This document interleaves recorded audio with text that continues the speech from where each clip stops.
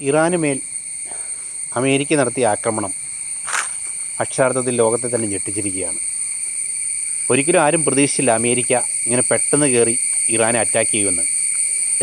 ഇറാനെ ആക്രമിക്കുമെന്നും Donald Trump പറയുമ്പോഴും അതൊരു വെറും വാക്കായിട്ടാണ് പലർക്കും തോന്നിയത്. പക്ഷേ ഇത്ര പെട്ടെന്നൊരു അറ്റാക്കിങ് ട്രംപ് അമേരിക്ക അല്ലെങ്കിൽ നടത്തുമെന്ന് ഒരിക്കലും പ്രതീക്ഷിച്ചിരുന്നില്ല.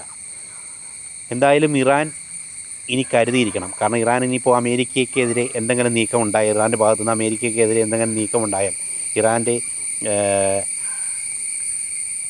ഇറാൻ ചിന്തിക്കുന്നേക്കാൾ കൂടുതൽ പ്രഹരം അമേരിക്കയിൽ നിന്ന് ഇറാൻ ഉണ്ടാകുക തന്നെ ചെയ്യും. കാരണം ഇറാൻ അമേരിക്കയ്ക്ക് മുകളിൽ കളിക്കാൻ മാത്രം ഇറാന് അത്ര സൈനിക ശേഷിയോ ആയുധശേഷിയോ ഒന്നും തന്നെ ഇല്ല എന്നുള്ളത് തന്നെ വാസ്തവം. അമേരിക്ക ലോകത്തിൻ്റെ ജ്യേഷ്ഠൻ മനോഭാവത്തോടെ, ലോകത്തിൻ്റെ വലിയേട്ടൻ മനോഭാവത്തോടെ നിൽക്കുന്ന ഒരു രാജ്യമാണ്. ആ രാജ്യത്തിനെതിരെ ഈ ഇസ്രായേലിനെതിരെ മുട്ടുന്ന പോലെ അത്ര പെട്ടെന്നൊന്നും ഇറാനെ ജയിച്ചു കയറാൻ സാധിക്കുമെന്ന് തോന്നുന്നില്ല. ഇസ്രായേൽ കുറേ നാശനഷ്ടങ്ങളൊക്കെ വരുത്താൻ ഇറാന് സാധിച്ചെങ്കിലും അമേരിക്കയോട് ഏറ്റുമുട്ടുമ്പോൾ ഇറാൻ കൂടുതൽ കരുതൽ തന്നെ കാണിക്കേണ്ടി വരും. അമേരിക്കയുടെ തൊട്ടടുത്തുള്ള സൈനിക കേന്ദ്രങ്ങൾക്കൊക്കെ നേരെ ഡ്രോൺ ആക്രമണമോ അല്ലെങ്കിൽ അറ്റാക്കിംഗ് ഒക്കെ നടത്താൻ കഴിയുമെങ്കിലും വളരെ ദൂരെയുള്ള രാജ്യമായ അമേരിക്കയ്ക്ക് നേരെ നേരിട്ട് വലിയ മിസൈൽ ആക്രമണമൊക്കെ നടത്തി അവരെ നശിപ്പിക്കാൻ ഇറാന് ഒരു കാരണവശാലും സാധിക്കില്ല. ഇറാൻ ആ യുദ്ധത്തിൽ പരാജയപ്പെടുക തന്നെ ചെയ്യുള്ളൂ. അമേരിക്കയ്ക്കെതിരെ യുദ്ധം നടത്താൻ പോയി കഴിഞ്ഞാൽ അമേരിക്ക കൂടുതൽ സൈന്യത്തെ ഇറക്കി, കരസൈന്യത്തെ അവരിറക്കി ഇറാനെതിരെ കളിക്കും.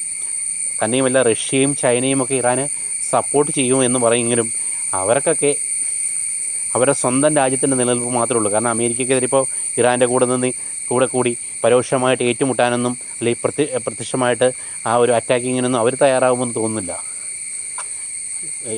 ഈ റഷ്യയുടെ കാര്യം തന്നെ എടുത്തു കഴിഞ്ഞാൽ യുക്രൈനുമായിട്ടുള്ള വലിയ അറ്റാക്കിങ് നടത്തി ആകെക്കാടെ ചീഞ്ഞ് നാറിയിരിക്കുകയാണ് റഷ്യ.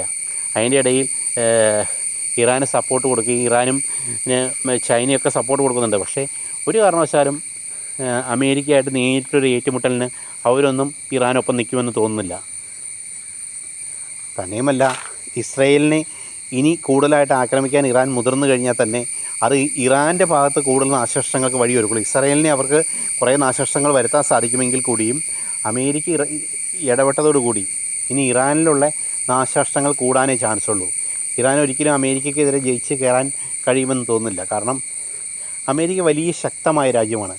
അങ്ങനെ ഒരു രാജ്യത്തോട് ഏറ്റുമുട്ടുമ്പോൾ ഇറാൻ്റെ ഇപ്പോഴത്തെ സൈനിക ശക്തിയോ അല്ലെങ്കിൽ ഇപ്പോഴത്തെ ആണവ ശക്തിയോ ഒന്നും ഒരു കാരണവശാലും മതിയാകുകയില്ല. അങ്ങനെ ഒരു ശക്തി വച്ച് വലിയ രാജ്യങ്ങളൊക്കെ സപ്പോർട്ട് ചെയ്യുമെന്നുള്ള മിഥ്യാബോധത്തോടെ അമേരിക്കയ്ക്കെതിരെ കളിക്കാൻ ഇറാൻ പോയി കഴിഞ്ഞാൽ അത് ഇറാഖിനുണ്ടായ ഗതി തന്നെ ഇറാന് വരുത്തുമെന്ന കാര്യത്തിൽ ഒരു സംശയവും വേണ്ട. ഇറാഖിലെ ഈ അവസ്ഥ ഇറാൻ നന്നായിട്ട് അറിയാവുന്നതാണ്. ഇറാഖ് അമേരിക്കയുമായി കളിച്ചപ്പോൾ അവർക്കുണ്ടായ നാശനഷ്ടം എത്രയോ വലുതാണ്. ആ രാജ്യം ഇപ്പോഴും ഒരു പുനർജീവനി തേടിയിട്ടില്ല. അങ്ങനെ ഒരു നശിച്ച അവസ്ഥയിലേക്ക് ഇറാൻ കടന്നു പോകാതിരിക്കാൻ അമേരിക്കയായിട്ടൊരു ഏറ്റുമുട്ടൽ ഒഴിവാക്കുക തന്നെയാവും നല്ലത്. എന്തായാലും ഇറാൻ തോറ്റു കൊടുക്കുമെന്ന് തോന്നുന്നില്ല. കാരണം തോറ്റു കൊടുത്താൽ അത് അവർക്ക് നാണക്കേടാവും, അവരുടെ രാജ്യത്ത് അവമാനിച്ചതിന് തുല്യമാവും. അപ്പോൾ അങ്ങനെ ഒരു സാഹചര്യത്തിൽ അവർ ഏറ്റുമുട്ടാനാണ് ചാൻസ്. പക്ഷേ ഈ യുദ്ധം ഇങ്ങനെയുള്ള ഏറ്റുമുട്ടൽ നടത്തി അത് വലിയ വിപത്തിലേക്ക് കൊണ്ടുവന്നേക്കാൾ നല്ലത് പരസ്പരം പറഞ്ഞു തീർക്കാവുന്ന വിഷയങ്ങൾ പറഞ്ഞു തീർന്ന് അവസാനിപ്പിക്കുക എന്നല്ലേ നല്ലത്.